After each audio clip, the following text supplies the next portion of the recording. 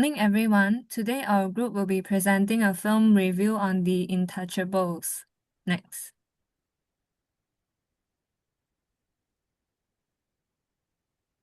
The Intouchables is directed by Olivier Nakachi and Eric Toledano. It is a strong French film about intercultural interaction that occurs even inside a single national environment. Based on a true story, the plot focuses on Philippe, a wealthy aristocrat who becomes paraplegic because of an accident, and Driss, a young man from the Parisian banlieues who initially applies for the caregiver role to save his welfare payments. Their different lives, communication styles, attitudes, and social identities give a great basis for studying intercultural interaction. Next.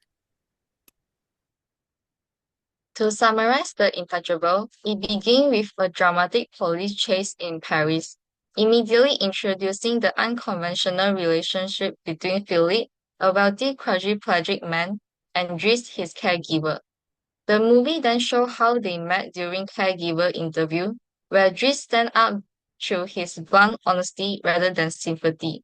Although unqualified, he is hired by Philip. As Driss settled into Philip's mansion, strong cultural contrasts emerge. Driss is unfamiliar with upper-class norms and hence created tension with the household staff.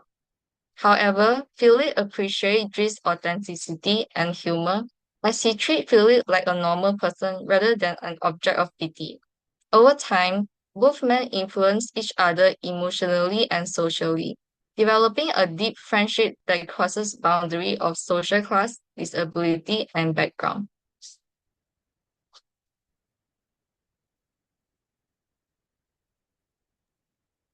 The first argument is communication toward disability reinforces inequality.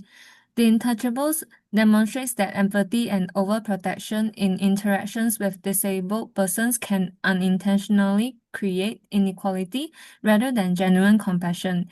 It shows that equality-based communication aligns more closely with Philip's desire for dignity, autonomy, and authentic social interaction. When Philip is surrounded by other caregivers, they treat him with extreme caution and restraint. Newlip argues that well-intentioned communication, prioritizing safety over participation, frames individuals as vulnerable and dependent. Philip's frustration with this approach is clear as he seeks a caregiver who does not define him solely by his disability. This is fulfilled by Driss because he does not soften language or treats Philip as disabled person. The difference between Driss and other caregivers highlights a key theme, which is respect does not necessarily require excessive politeness or emotional control. In the movie, Driss is unwilling to see Philip as vulnerable and helps him to recover his identity. Newlip also claims that anxiety in communication often arises when people encounter differences, leading to cautious or avoidant behavior. Communication by Driss fosters intimacy, trust, and inclusion, demonstrating that treating disabled people normally can be more powerful than treating them carefully. Ultimately, The Intouchables shows that pity and overprotection in communication can create inequality rather than respect. Next.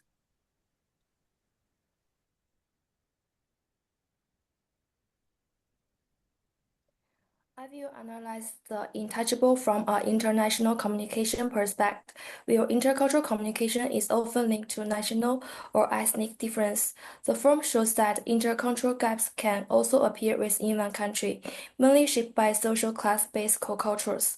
Intercultural communication research view co-cultures as meaningful social groups shaped by identity and power. In the film, social class functions as cultural distance. Philip represents an upper class to co-culture that value politeness, emotion control, and formal service rules, while Dress represents a working class banlieue co-culture marked by direct speech, humor, and the resistance to authority. Although they share the same nationality, their class-based norms shape how communication is understood. This distance is most visible in the job interview and early home life. Driss treats the interview as a simple procedure, while the household staff see it as a test of trust and respect. As a result, behavior are interpreted differently. Street bluntness is seen as disrespect, while elite behavior is viewed by him as a fake or arrogant. Similar misunderstandings continue in daily interactions, where humor and taste act as co-cultural resources that shape inclusion and exclusion. In the conclusion, the Intouchable highlights social class as a key dimension of intercultural communication, while reminding us that interpersonal understanding does not always lead to social equality. Next. Next, the Intouchable presents stereotyping and prejudice as key intercultural communication issue. Stereotypes occur when complex individuals are reduced to simplified social categories, while prejudice involves making negative judgment without sufficient information. From the start, Driss is heavily stereotyped by Philip's households and friends as illiterate, impulsive, and violent because of his background, informal appearance, and criminal record. This reflects categorical thinking, where people are judged based on social categories rather than individual behavior. When Phyllis' friends investigate Driscoll, they immediately associate imprisonment with danger and want him fired. This behavior illustrates identity ascription and social identity theory, where in-group bias and not centrism justify exclusion. These prejudices are communicated not only verbally but also through nonverbal discrimination. At the same time, Dries also holds stereotype on the privileged. He believes spirit life is easy, luxurious, and unaffected by actual difficulty. However, sustained interaction challenges this assumption. A key turning point occurs when Dries calmly supports Philip during a panic attack, contradicting the imposed identity of him as incompetent or dangerous. Overall, the film highlights how prejudice shapes early interaction but can be reduced through meaningful and ongoing engagement.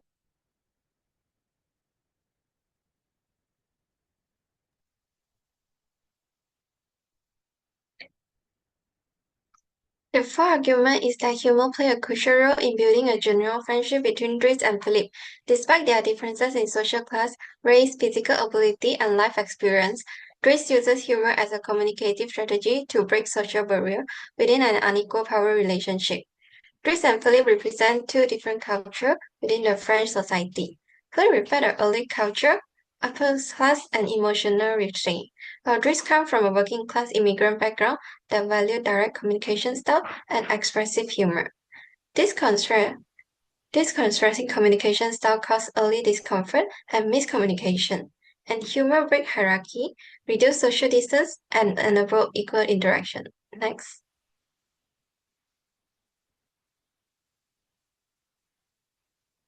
Humor challenges hierarchy and creates a third space where social hierarchy is temporarily suspended, allowing Dries and Philip to interact as equal and forget about social class and status.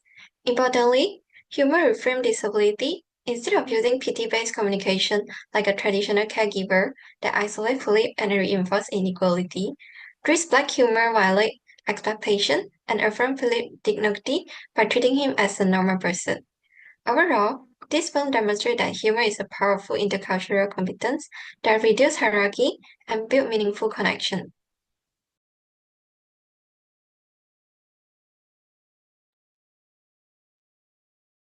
Now, let's look at the argument 5, the conflict between individualism and collectivism. Philip represents a Western individualist culture. In his work, people are independent and focus on personal goals. We see this in his private mansion, where his relationship with his staff are mostly professional and based on a paycheck. On the other hand, Dries comes from a collectivist immigrant background. For him, the group, his family, always come first. He feels a deep responsibility to protect his younger siblings and cousins, even if it interferes with his own life. The tension peaks when Dries has to choose between his job and helping his cousin Adama, who is in trouble with a gang. However, the movie shows that these two cultures don't have to fight. They can actually learn from each other. By the end, Phillips learned to be more collectivist by taking better care of his daughter's emotional needs.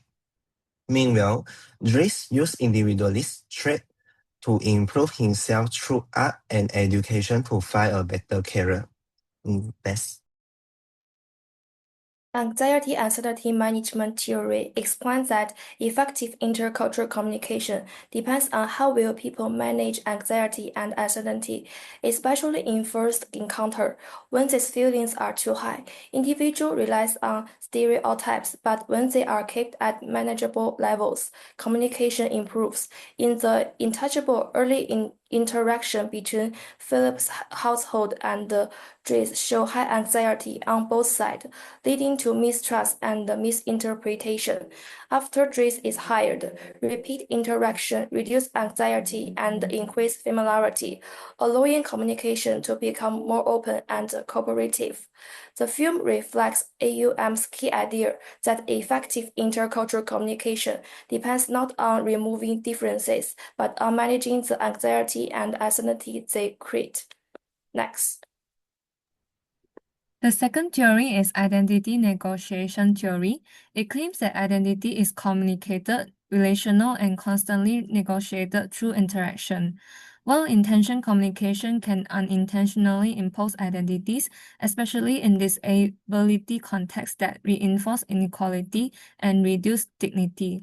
In the Intouchables, Philip's interactions with caregivers, friends, and others regularly shows identity freezing. According to Ting Tommy, imposed identities would reduce identity security and dignity by preventing individuals from expressing numerous identity layers. Besides, identity affirmation happens when individuals feel recognized as full person rather than as individuals of a particular social label. Lastly, supportive communication context fosters identity flexibility and empowerment. Next.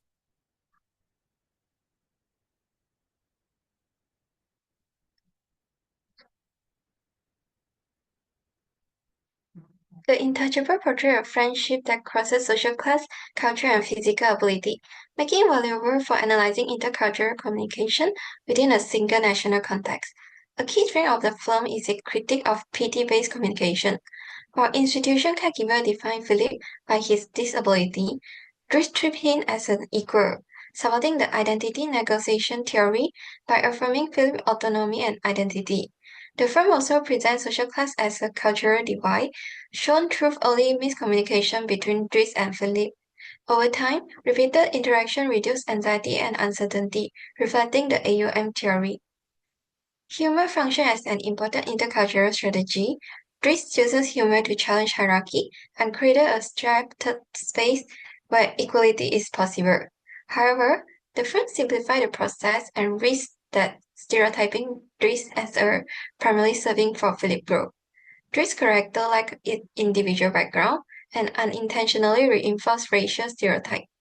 Overall, the Intouchable effectively illustrate intercultural communication between core culture within the branch, while encouraging critical reflection on power, identity, and representation.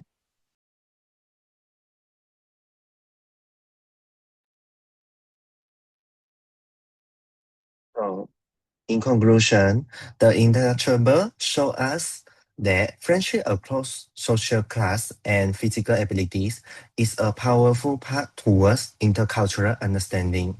We will see how direct communication rather than pity is what truly support a person's autonomy and reduce inequity in our interactions. While it is true that initial misunderstandings are often caused by rigid cultural norms and social stereotypes, the movie proves that repeated interaction is the solution. As the uncertainty management theory suggests that the more we engage with one another, the more we reduce the fear of the unknown. Finally, through the identity negotiation theory, we see that respectful and affirming communication allows individuals to feel valued, for whom they really are. So this is the end of our presentation. Thank you for listening.